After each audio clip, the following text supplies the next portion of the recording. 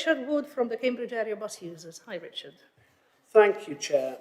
I note that there's considerable feedback from the Joint Assembly, and I'd like to address one aspect of that, which is in Agenda Pack 410, 3 days for account holders. I quote, "There was a lot of interest in this and members were of the opinion it should be looked at in more detail." Now, whilst this should indeed be looked at in more detail and could well improve public acceptance of the Making Connections proposals, it risks reducing the funding available for the envisaged radical bus service improvements, thereby undermining the opportunities for modal shift.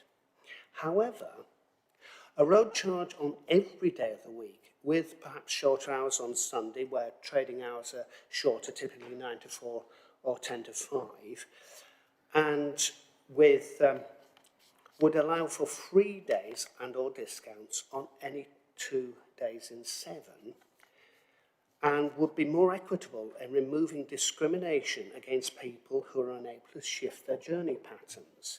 Now, I'd remind board members that some 895 respondents to the consultation survey believe the sustainable travel zone should operate 7 days per week.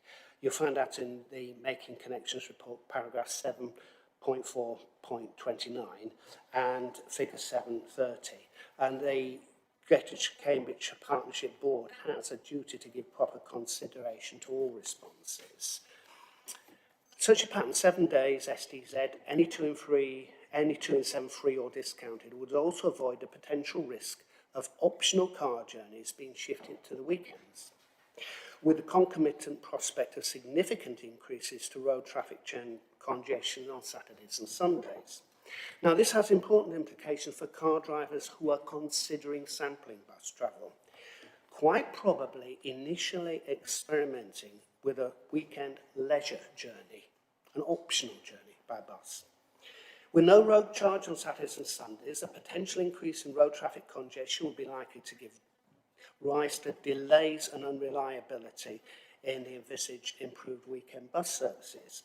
A poor passenger experience for those sampling bus travel could trigger complete rejection of this crucial modal shift, not only for leisure journeys, but for essential weekday travel to work journeys too. So I'm asking, will the Executive Board members commit to giving proper consideration to the idea of 3 days and discounted days in the context of a 7-day road charging, including modelling the effects on revenue and on congestion vis-a-vis a 5-day per week model? Thank you, Chair. Thank you, Richard. Thank you very much. You're absolutely right to point out that responding to issues raised in the consultation will, to a greater or lesser degree, affect the benefits that are able to be delivered. And one of the jobs of work of the next few months, if the board asks us to do that, is to sort of test out how you can do that optimally and deliver as much as possible whilst responding as much as possible. In terms of the 3 days proposal, what's been set out in the papers today is sort of illustrative of the way forward. Any of those would need to be further work and refinement to work out exactly how they did work. And so the sorts of issues that you raised would be part of that. For that, I think that's all I wanted to add on that.